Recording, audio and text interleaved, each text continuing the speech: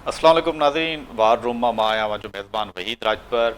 अॼु जेकी ईरान जी जंग आहे, ईरान ते जेके हमला थियनि पिया अमेरिका इसराइल जे तरफ़ां, उनखे अॼु 21 ॾींहुं आहे। बमबारी जेको आहे ईरान जे मथां जारी आहे। ईरान जे जेके आहिनि जवाबी कार्रवायूं बि इन वक़्तु उहे जेके आहिनि उहे जारी आहिनि। इसराइल ते जेको आहे उहो मिज़ाइल अटैक ऐं जेके फ़ौजी अॾा आहिनि अमेरिका जा, उन्हनि ते बि जेको आहे उहो जवाबी कार्रवायूं ईरान जूं बि जारी आहिनि। हिन वक़्तु जेको मस्जिद अक़सा में अॼु जेकी लेटेस्ट पूरे रमज़ान जे महीने में इबादत करणु न ॾिनी वई फ़लस्तीनियुनि खे, इन हवाले सां बि ईद जी निमाज़ जेकी आहे उहा अदा करणु न ॾिनी वई। इन मामले ते बि ॻाल्हाईंदासीं। ऐं इसराइली वज़ीर आज़म जो बयानु साम्हूं आयो, जेसिताईं अमेरिका ऐं इसराइल जूं जेकी फ़ौजियूं आहिनि उहे ईरान में दाख़िल न थींदियूं, रजीम चेंज न ईंदो। ऐं श्रीलंका अॼु अमेरिका खे फ़ौजी अॾा जेके आहिनि उहे ॾियण खां इनकार कयो आहे। इन खां अलावा F-35 जहाज़ जेके अमेरिका जो, उनखे बि गुज़िरियल राति जेको आहे उहो ईरान जे जेके मिज़ाइल आहिनि उहो लॻण सबबु जेको आहे उनखे नुक़सानु थियो आहे। या जेको आहे पर अमेरिका चए पियो त जहाज़ खे को नुक़सानु कोन थियो आहे। $77 मिलियन जो ई जहाज़ आहे जिन जी लाॻत आहे। उन केतिरो हिन वक़्त ताईं नुक़सानु थियो आहे, इन ते बि तफ़सीली ॻाल्हि ॿोल कंदासीं। ऐं जेको आहे इन हवाले सां ट्रंप नेटो मुल्कनि खे बि जेको आहे बुज़दिल करार ॾिनो आहे, इन ते बि तफ़सीली ॻाल्हि ॿोल कंदासीं। कांग्रेस खां बि ट्रंप $200 अरब जेके आहिनि उहे ईरान जंग जे लाइ उहो उनखां मंज़ूरी जे लाइ दरख़्वास्त ॾिनी आहे। इन हवाले सां बि पूरो ॻाल्हि ॿोल कंदासीं। नओं जेको ईरान जो सुप्रीम लीडर आहे, उन चयो आहे पाक अफ़गान जेके हिन वक़्तु जंग आहे उहो तालुकात बहितर करण जो जेको आहे उनखे मशवरो ॾिनो आहे। बरतानिया खे बि ईरान जे तरफ़ां जेको आहे उहो वार्निंग ॾिनी वई आहे। जेकॾहिं अमेरिका खे फ़ौजी अॾा ॾिना विया त उन्हनि बि जेको आहे बरतानिया खे बि जारियत में जेको आहे शरीक सम्झो वेंदो ऐं उन्हनि जे फ़ौजी अॾनि ते बि हमला कया वेंदा। तफ़सीली ॻाल्हि ॿोल कंदासीं। अॼु 21 ॾींहुं आहे ईरान ते जेके ईरान जंग हिन वक़्तु दाख़िल थी चुकी आहे। उन ते तफ़सीली ॻाल्हि ॿोल करण लाइ जेकी असांजे वार रूम मां स्पेशल ट्रांसमिशन आहे, अवैस तोहिद साहिबु मिडिल ईस्ट ते गहरी नज़र आहे ऐं असांजी ट्रांसमिशन में मुसलसिल तर्ज़िया पंहिंजा हिननि ते जेको आहे शेयर कयूं पिया। अवैस तोहिद साहब सां ॻाल्हि ॿोल कंदासीं। अवैस साहब वेलकम। अवैस साहब, क्या कहेंगे? आज 21 दिन हो गए ईरान पे जो है अटैक हो रहे हैं, ईरान भी जवाबी कार्रवाई डट के खड़ा है।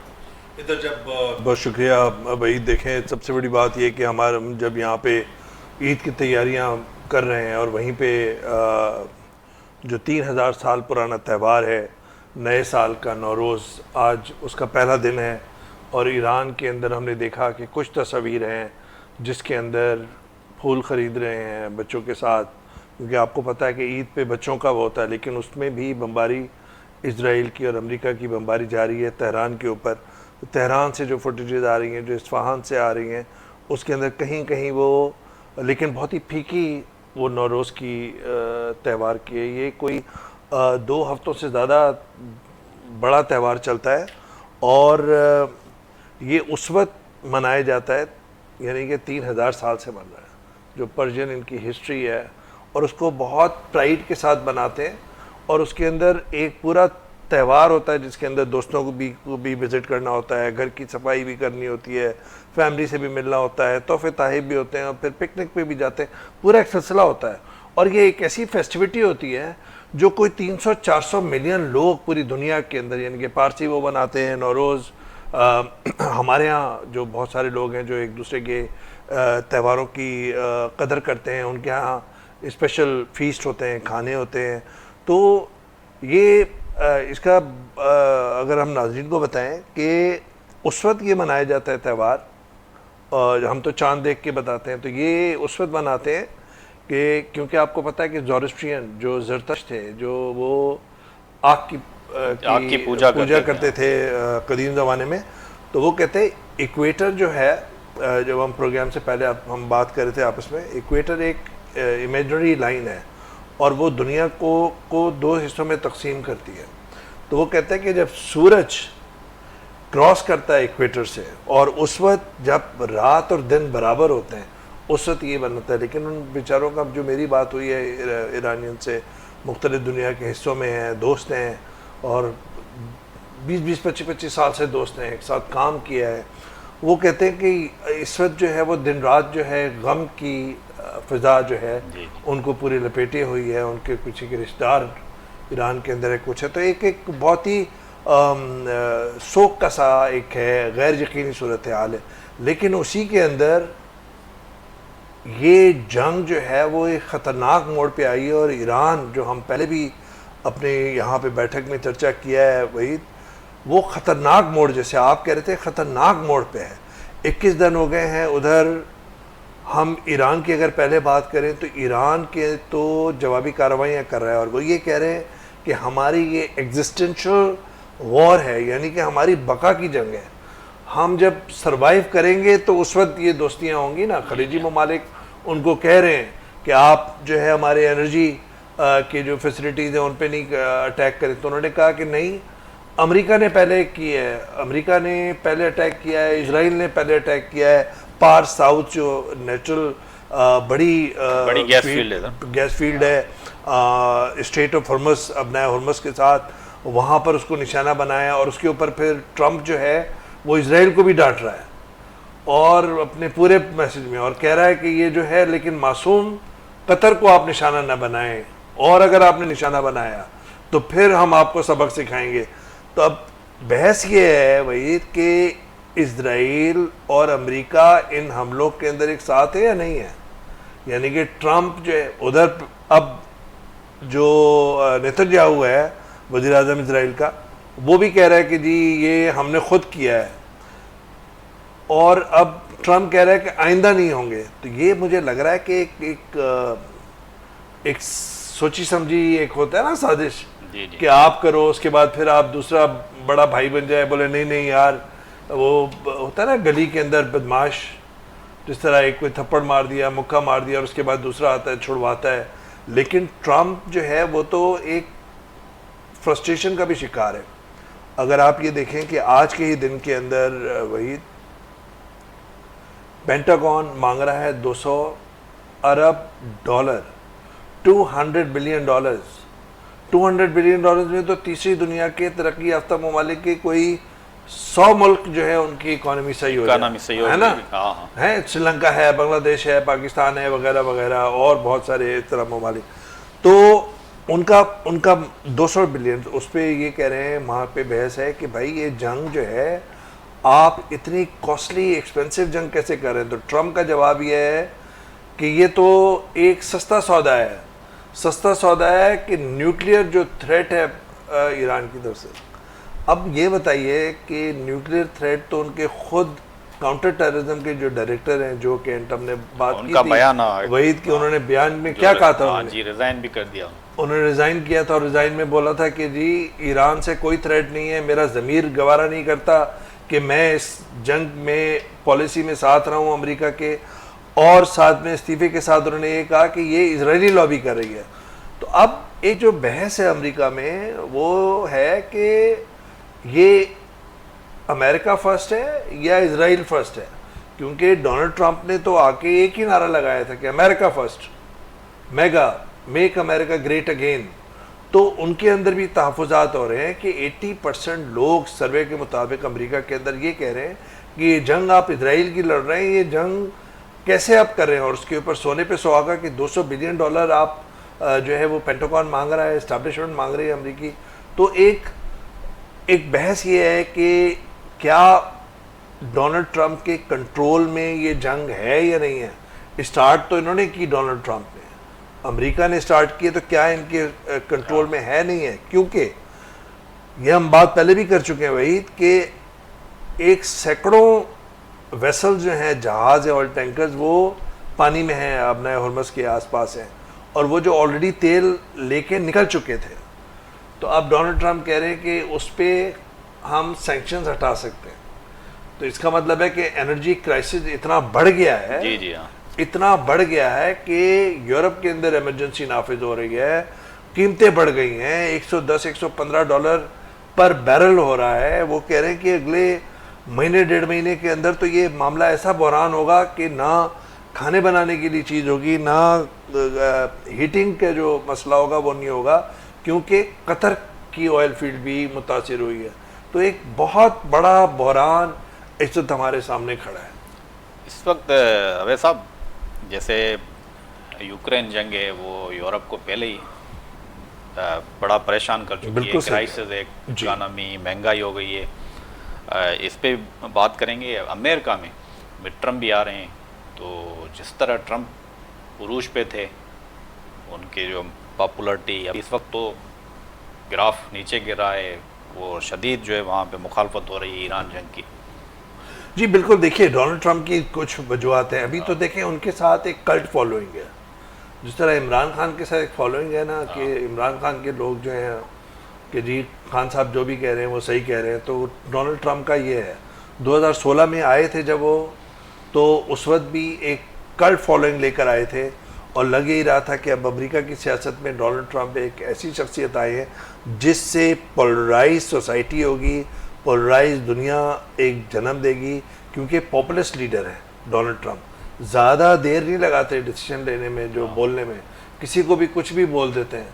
तो वो उस पर भी हम जिक्र करेंगे कि आज उन्होंने क्या क्या यूरोप को लताड़ा है उन्होंने, और क्या क्या कलमात अदा किए हैं यूरोप के अंदर, जो एक ज़माने के अंदर अजीम ताकतें होती थी, आज वो कहाँ पे खड़ी हैं यूरोप इन सारे मामले के अंदर।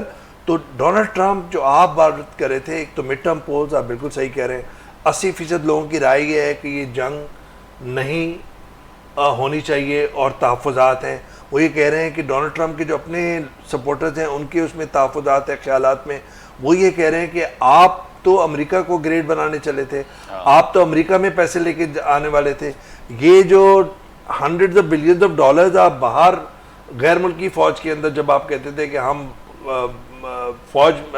हम कोई जंग नहीं लड़ेंगे बाहर की बैरूनी जंग, तो इस वक्त आप क्या कर रहे हैं? तो वो लोगों का भी ख्याल बन रहा है कि ये आप इजराइल की जंग लड़ रहे हैं, और इसके अंदर शायद अमेरिका की एग्जिट जो है वो बहुत मुश्किल नज़र आ रही है। तो इस वक्त एक मुश्किल के अंदर है डोनाल्ड ट्रंप, और उनके कुछ बयानात जो है उनकी बौखलाहट को जाहिर करते हैं। अच्छा आगे साहब, इस वक्त जैसे पेंटागन का आपने जिक्र किया, पेंटागन ने कांग्रेस से 200 अरब डॉलर्स की जो है वो हम तो गिन भी नहीं सकते 200 अरब डॉलर ग्रांट कहें या बजट जो है उन्होंने मांगे हैं, तो पैसे मांगे हैं। इस वक्त हफ्ते में जो फिगर्स आ रहे थे, जो दिफाई तजिया निगार थे, कि 10 से 12 अरब डॉलर जो है हफ्ते में खर्च हो रहे हैं अमेरिका के। इस वक्त कल भी जो है हमने इंट्रो में कहा, F-35 जहाज़ को भी नुकसान हुआ है, इससे पहले भी जहाज़ों को नुकसान हुआ है। इस वक्त कितना नुकसान हुआ है अमेरिका का, कोई ये हद मुकर्रर होगी या आगे जाएगा? कितना नुकसान हो चुका है अभी तक, कितना होगा? देखिए, एक तो ये कि सबसे बड़ी बात होती है कि इतनी बड़ी एक मिलिट्री पावर है, और यूएसएसआर सोवियत यूनियन के कलेप्स के बाद एक यूनिपोलर वर्ल्ड, यानी कि एक जिसमें ताकत राज करे, उसने जन्म लिया, और उसमें हमारी भी गलतियां हैं, हमने भी साथ दिया। पाकिस्तान ने कम्युनिज्म को शिकस्त देने के लिए, जो जनरल ज़िया-उल-हक के ज़माने में यहाँ पे मुजाहिदीन आए और CIA यहाँ पे ऑपरेट करती रही और वगैरह वगैरह, उसकी कीमत भी चुकाई, वो तो एक अलग बहस है।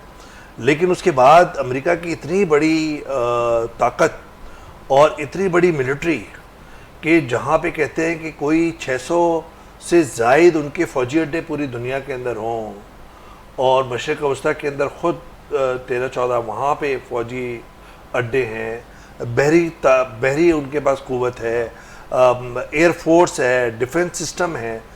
इस जंग के अंदर जो ईरान ने, जो एक समझा जा रहा था कि एक कमज़ोर मुल्क है और एक ऐसा मुल्क है जिसके पास अपनी एयरफोर्स इतनी ताकतवर नहीं है, उनके पास अपना डिफेंस सिस्टम नहीं है। S-300 था जो उन्होंने रशिया से किसी ज़माने में लिया था। अभी जब अमेरिका और पाकिस्तान और इंडिया का तनाज़ा हुआ तो इंडिया ने के पास S-400 था जो उन्होंने लिया था रशिया से। इसी तरह से टर्की ने भी रशिया से वो डिफेंस सिस्टम लिया हुआ है। इनके पास पुराना था डिफेंस सिस्टम।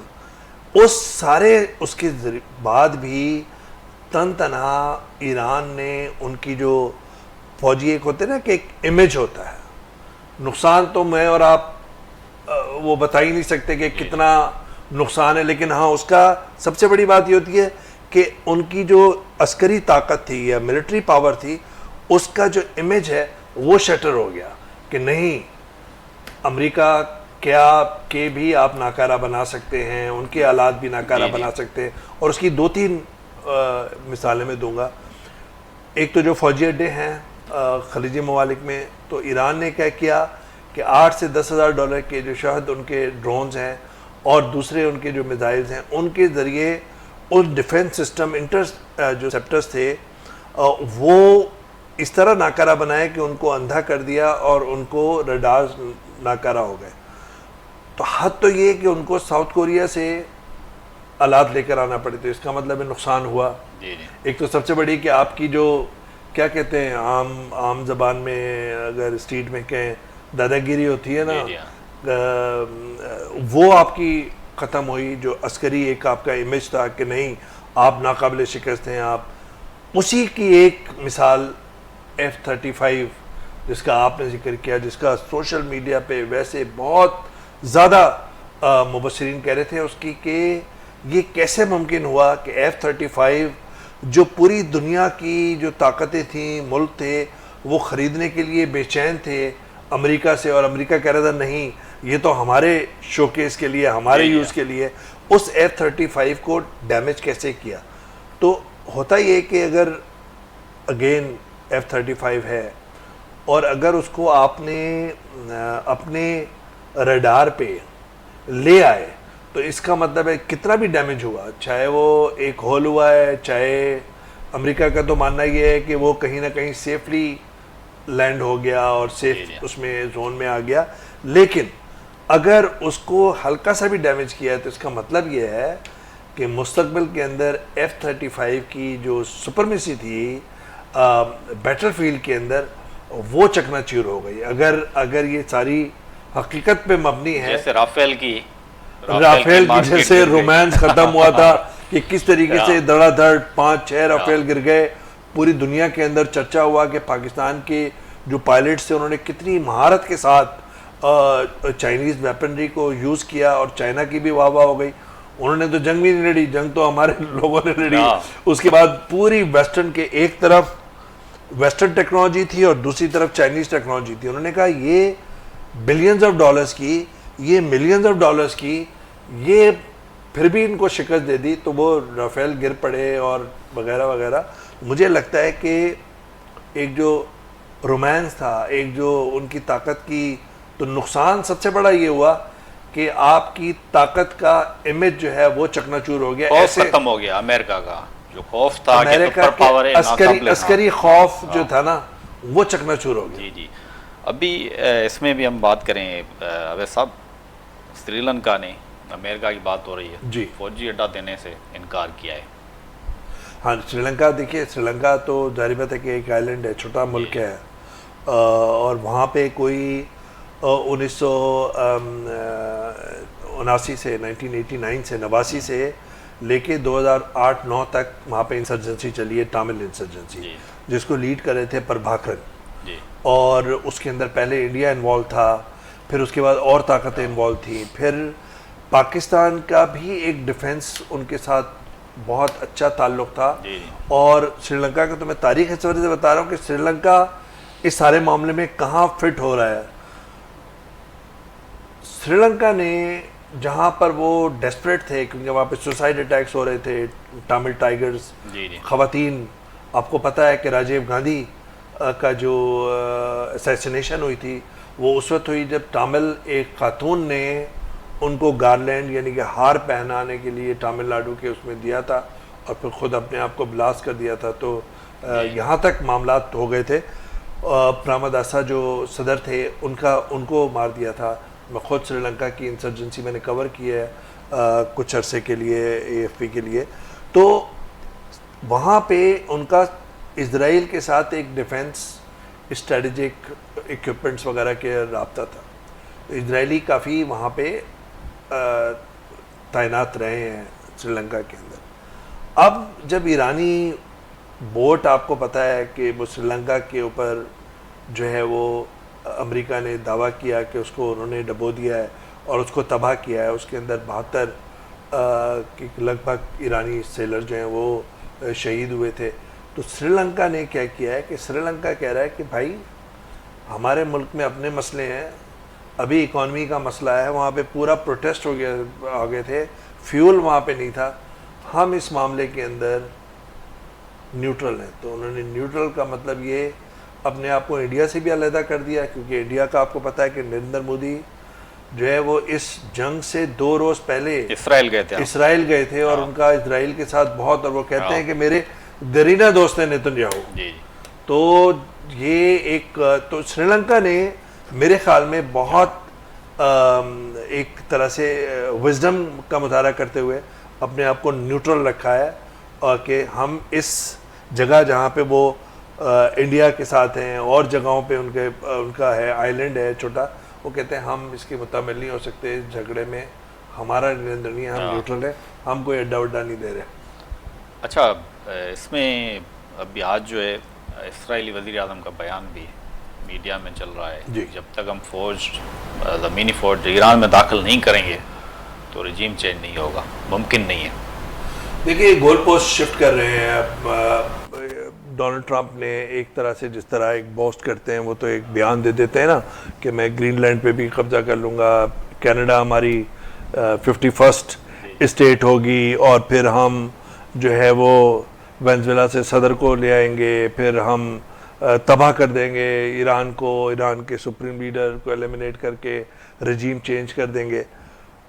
इसराइल का ये था कि वो मुस्तकिल जो असैसिनेशंस कर रहे हैं, एलिमिनेशंस कर रहे हैं लीडर्स की, चुन चुन के मारे, उनका ये है कि वो एक ऐसा पेव करेंगे, ऐसा माहौल बनाएंगे जिससे आगे जाके पूरी अस्करी सियासी क़यादत उनके विजडम के मुताबिक, उनके विजन के मुताबिक।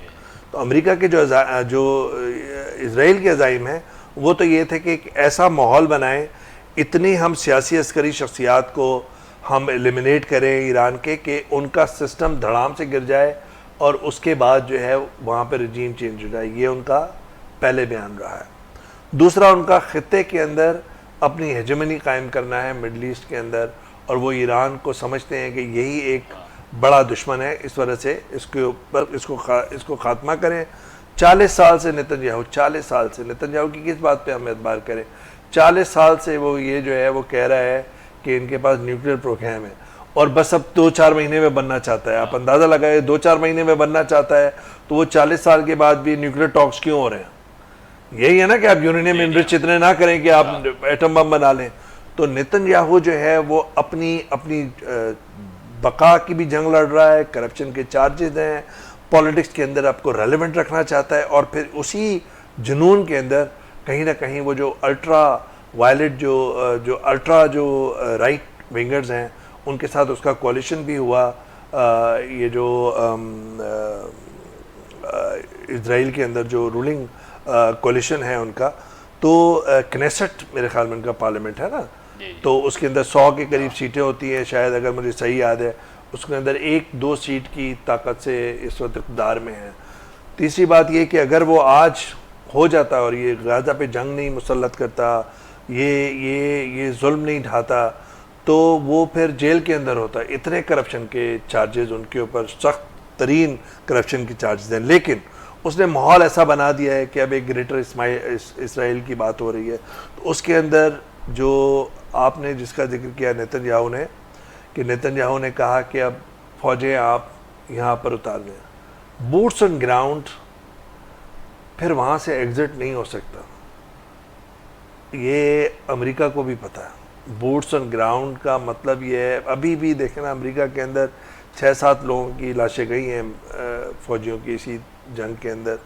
वहाँ पे तो 20 साल के अंदर 1,500 के करीब उनकी डेथ टोल थी अमेरिका के। वहाँ पे एक बहुत बड़ा हो जाता है कि आप कैसे सॉइल के अंदर, क्योंकि वियतनाम का उनका तल तजर्बा है, उनका इराक़ का तल तजर्बा है, उनका अफ़गानिस्तान का तल तजर्बा है।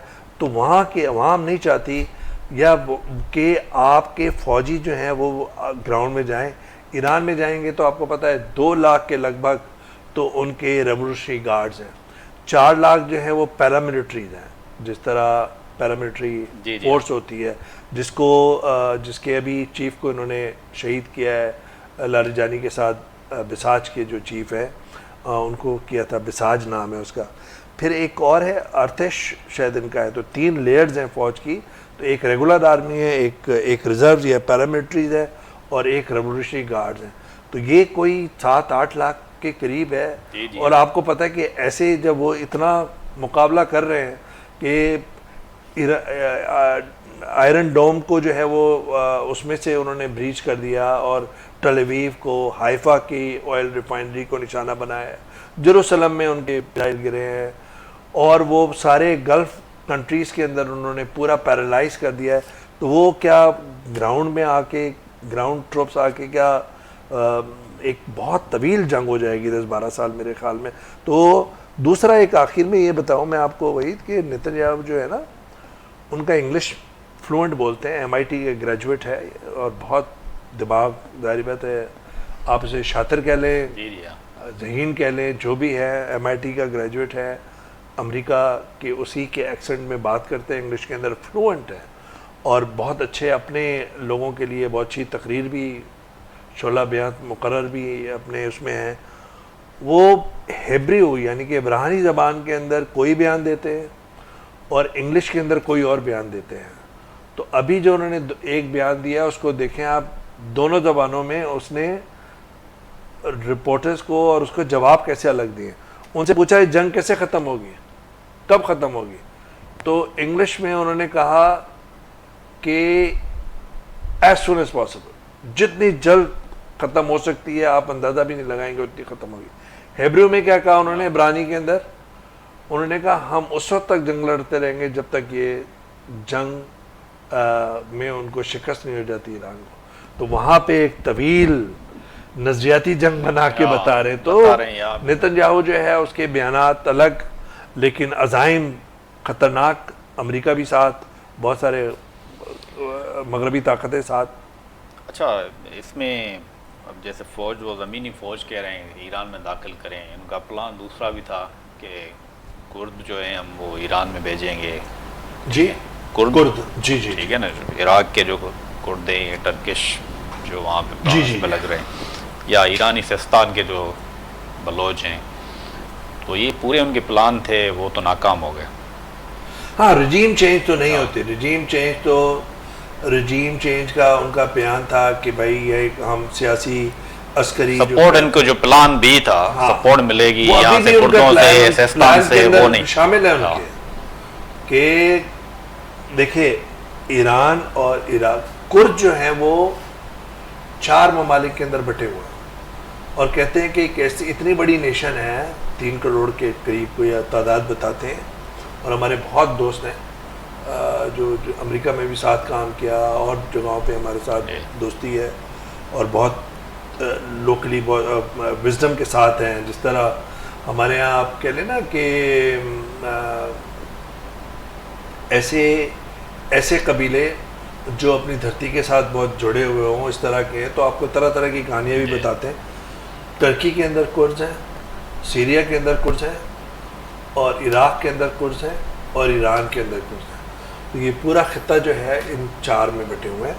पहली जंग अज़ीम के बाद कुर्द को कहा था कि आपको एक अलग वतन देंगे। वो सेपरेट होमलैंड नहीं बना, लेकिन ये चारों मुल्कों के अंदर ये शोरिश है सेपरेट होमलैंड की। अभी तुर्की के साथ मामला तय हुए हैं, PK के गए। तो इराक़ और ईरान बॉर्डर पे जो आपकी बात करेंगे, कुर्द जो हैं, इराक़ और ईरान के बॉर्डर पे जो कुर्द हैं, वो माजी के अंदर ईरान की ब्रूटल उसका भी उन्होंने सामना किया है। जी। और एक ऑटोनमस एक रीजन कुर्दिस्तान है जिसका कैपिटल अरबिल है। तो ये इराक़ और ईरान के जो बॉर्डर हैं, वहाँ पे इन्होंने क्या किया कि ये कहते हैं कि कुर्द्स को हम पैसा देंगे, असला देंगे। तो कुर्द्स के जो लीडरान के जो इंटरव्यूज हैं, उन्होंने कहा कि we are not going to fight a war for money, क्योंकि हमने पहले ही एक तजर्बे कर लिए हैं शाम के अंदर, सीरियन डेमोक्रेटिक फोर्सेस के अंदर ISIS को लड़ाया अमेरिका वालों ने, फिर अमेरिका ने उसका साथ छोड़ दिया। अभी वहाँ पे अल-शरा की हुकूमत बनाई है। मैं कहाँ पे देखें, कुर्स की तारीख में आपने मुझे फेंक दिया कि कुर्स की दुश्मनी है ईरान के अंदर वो अपना इलाका चाहते हैं। मासा अमीनी जो लड़की जो रिपोर्टेडली रेवोल्यूशनरी गार्ड्स की तहवील में हलाक हुई थी, जिस पे बहुत हंगामा हुआ था पूरी दुनिया के अंदर और बहुत प्रोटेस्ट भी हुए थे, तो वो ईरानी कुर्द थी लड़की मासा अमीनी। तो बलोच का भी उन्होंने इस तरह किया है कि अमेरिका के अंदर के जी अमेरिका और इजराइल इनको पैसे दे, लेकिन इस वक्त जो अवाम है ईरान की, वो इस वक्त के जो सेटअप है वो उनके साथ खड़े हो, कहते हैं हमारे इख्तलाफात इस जंग ने मुत्तहद कर दिया ईरानी कौम को, जो इख्तलाफात थे मुत्तहद कौम को भी और इस इस्लामिक रिपब्लिक के सेटअप को भी, इनको तो जला बख्श दी, क्योंकि मसाइल हैं, इकोनॉमी के मसाइल थे, इनकी अपने हुकूमत है, थोड़ा सख्तगीर ये अपनी इस्लाम को जो है वो नाफिज करना चाहते हैं।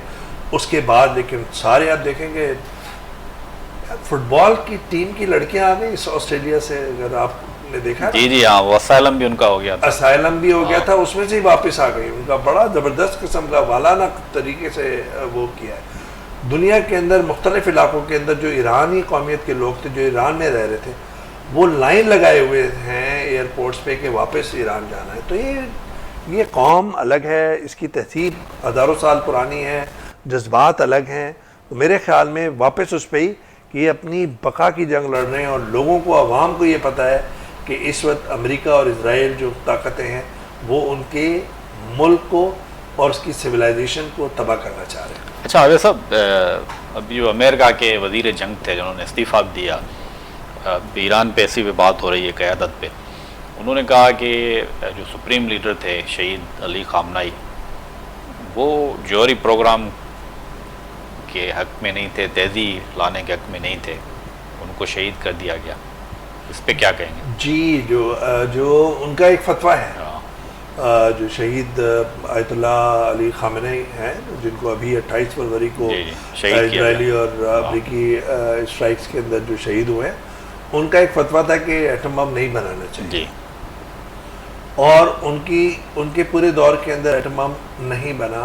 तो वो एक लंबी पूरी एक दास्तान है कि जो इंटरनेशनल एटॉमिक एनर्जी एजेंसी है, उनके पहले इन्वेस्टिगेटर्स को नहीं आने दे रहे थे, फिर इन्वेस्टिगेटर्स आए, उन्होंने जासूसी भी की, उन्होंने सारा एग्जामिन किया, 3 बड़ी साइट्स जो न्यूक्लियर साइट्स थी उनको चेक किया, सब कुछ किया, न्यूक्लियर टॉक्स हुए, उसमें अंदर वियना के अंदर डील साइन हो गई ओबामा के ज़माने में,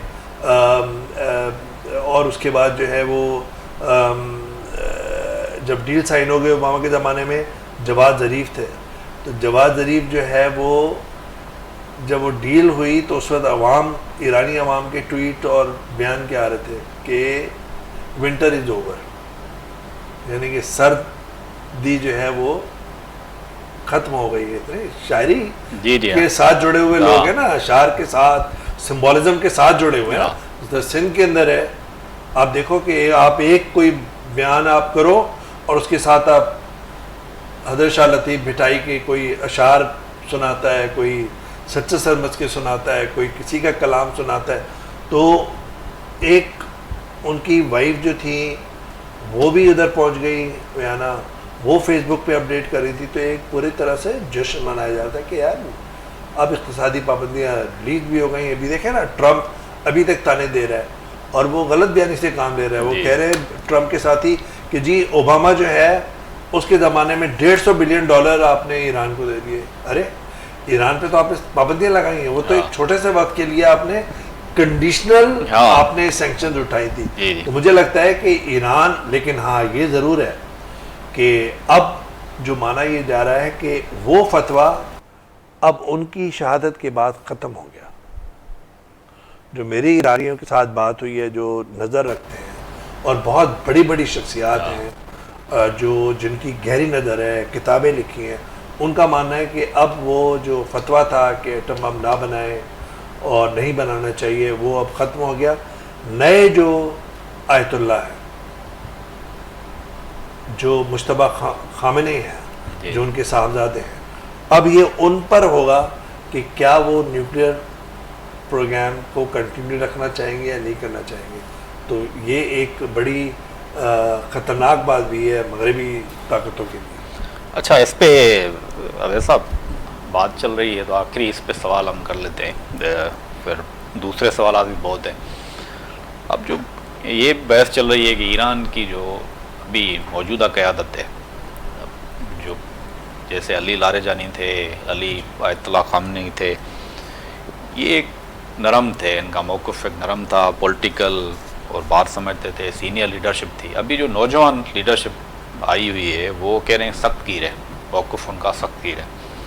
कैसे ये जंग जो है आपको तवील होती हुई ये आपने बहुत आपने जो है वो वहीद आपने पल्स पे जो है ना, वो आप खुद भी सियासी जहन है, हम सब लोगों के सियासी जहन है, क्योंकि हमने तो सिंध के अंदर पूरा देखा है ना कि किस तरीके से समाज के अंदर तब्दीलियाँ होती हैं, किस तरह इम्पोज किया जाता है, किस तरह सख्तियाँ होती हैं और उसके अंदर सोच फिर किस तरह जन्म लेती है। MRD के ज़माने में हमने देखा, तो हम तो नौजवान थे, आप तो और यंग हो गए, हम तो स्कूल कॉलेज में थे उस वक्त। तो ये मानना है कि आप जो शख्सियात है, अस्करी और सियासी शख्सियात, कोई 47 या 50 के लगभग सियासी अस्करी शख्सियात को शहीद किया है जून से लेकर अब तक, एक बहुत बड़ी तादाद। इंटेलिजेंस मिनिस्टर, रेवोल्यूशनरी गार्ड्स के चीफ, फोर्सेस के चीफ, आपके सुप्रीम लीडर अली ख़ामेनेई, आपने और नाम लिया लारेजानी का नाम लिया आपने कि वो नंबर 3 मोस्ट पावरफुल मैन। तो उसके बाद ये जो नए क़यादत आ रही है वो बेसिकली ये बड़ी सोचने वाली बात है, और ये बिल्कुल जो कहते हैं ना कि ये वो लोग हैं जिन्होंने इराक़ और ईरान की जो 9 साल की जंग थी, ये उस वक्त ये बैटल हार्डन लोग हैं। तो वो रेवोल्यूशनरी गार्ड्स की क़यादत भी, सियासी सेटअप में भी वो लोग आ रहे हैं जो हार्डलाइनर्स हैं, और जब ये जंग मुसल्लत है मुस्तकिल, तो उसके अंदर जो पॉलिसियाँ जन्म लेंगी वो सख्तगीर होंगी, और उसके अंदर शायद वो फ्लेक्सिबिलिटी या नरमी नहीं हो। इसी वजह से अमेरिका और मगरबी ताकतों के लिए एक स्पेस कम होगी, क्योंकि आपने उन सारी शख्सियात को शहीद कर दिया, निशाना बनाया आपने अपने उसका, कि अब ईरान के साथ जो ईरान अपना नया ईरान हम देखेंगे पॉलिसीज़ के हवाले से, वो एक सख्तगीर पॉलिसीज़ होंगी, और शायद उसके अंदर वो नरमी जो है वो नहीं होगी जो हमने माजी के अंदर हसन रूहानी, जवाद ज़रीफ, अली लारेजानी और बहुत सारे जो शख्सियात अब नाम लेते रहे, वो वैसे से बात भी कर सकते थे। अहमदीनेजाद वो कंजर्वेटिव थे, लेकिन फिर भी आप उनसे कई ज़ुबानों में बात कर सकते थे, उनका एक नज़र थी दुनिया पे। तो वो उसके बाद ये जो नई पौध है या नई जो नस्ल है जो इस वक्त सियासी सेटअप पे, अस्करी सेटअप में जो अपनी बड़ी बड़ी पोजीशन होंगी, तो उनकी पॉलिसी मेरे ख़्याल में माजी से ज़्यादा सख्तगीर होंगी। और वो न्यूक्लियर प्रोग्राम के हवाले से भी जो अभी बात हुई है हमारी, कि वो अली मुश्तबा ख़ामेनेई जो हैं वो किस तरीके से करेंगे, और बहुत ज़्यादा मुझे लगता है कि गल्फ़ कंट्रीज़ के लिए भी एक पैगाम है। देखिए, इस वक्त भी जब ये गल्फ़ कंट्रीज़ कह रही हैं कि हमारे ऊपर आप ना एनर्जी फैसिलिटीज़ पे नहीं करें, उन्होंने वो कह रहे हैं हमारी ये बका की जंग है, हम सरवाइव करेंगे तो हम देखेंगे ना कौन दोस्त है कौन नहीं है। आप ये फ़ौजी अड्डे जो हैं इसके में से ओरिजिनेट अटैक्स नहीं होने चाहिए, कोई भी जितने भी है, बहरीन है, कुवैत है, UAE है, वगैरह वगैरह, कतर है, और जितने भी हैं। तो कहने का मकसद ये है कि आने वाले दिनों के अंदर गल्फ़ कंट्रीज़ की भी जो सिक्योरिटी पैराडाइम है उसमें एक शिफ्ट होएगा, और उनको ये रिव्यू होगा अपनी पॉलिसी का कि अमेरिका की जो सिक्योरिटी अम्ब्रेला है उससे अपने आप को डिसोसिएट करना है।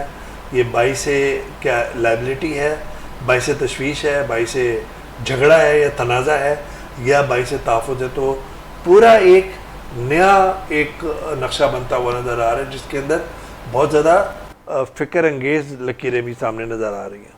अच्छा, ये अवैध साहब, इस पे जंग तो तवील होती हुई नज़र आ रही है, ये ख़त्म होने के तो चांसेस कम ही है। अभी जो मामलात हैं, अरब ममालिक जो हैं वो कहाँ खड़े होंगे इस जंग में, शामिल होंगे? क्योंकि ये कल कॉन्फ्रेंस भी हुई थी, उनमें उनका मौक़िफ़ भी सख्त आया।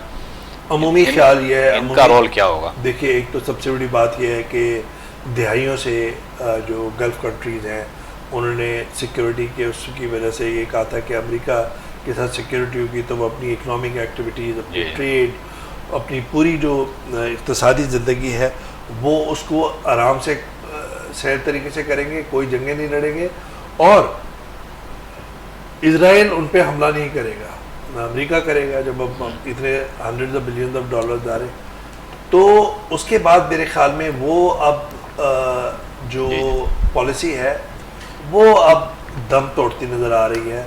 तो उसके अंदर मुझे लगता है कि अरब कंट्रीज़ और यहाँ ख़त्े में एक अमूमी तासुर ये है वहीद कि इजराइल चाहता है कि ये गल्फ़ कंट्रीज जो हैं वो कोई अटैक करें, एग्रेशन दिखाएं ईरान के साथ। ईरान के साथ अगर झगड़ा होगा तो सारे मुस्लिम ममालिक इस तनाज़े में आ जाएंगे और फिर उसके साथ जो आसपास मुस्लिम ममालिक हैं उनके अंदर भी तफरक़ा पैदा होगा और बहुत सारे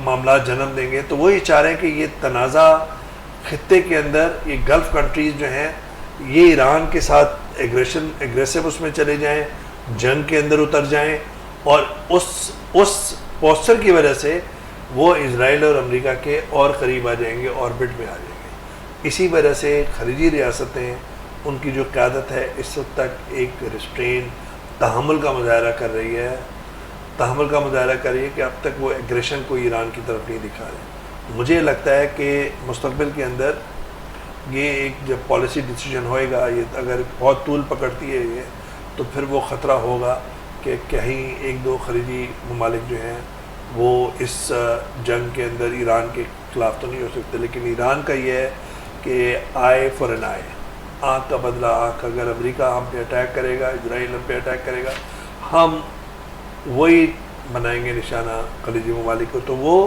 एक बहुत मुश्किल मरहला है ईरान के लिए भी और पूरी जंग के लिए भी, पूरी हमारे मुस्लिम दुनिया के लिए भी, ख़त्े के लिए भी।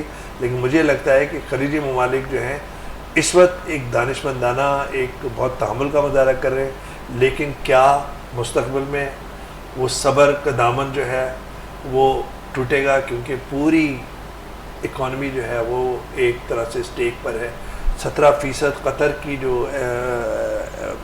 एनर्जी है वो ख़त्म हुई है। वो कह रहे हैं अगले 5 साल तक हम इसको रिपेयर नहीं कर सकेंगे, अपनी नेचुरल जो लिक्विफाइड नेचुरल जो गैस के जो प्लांट्स हैं।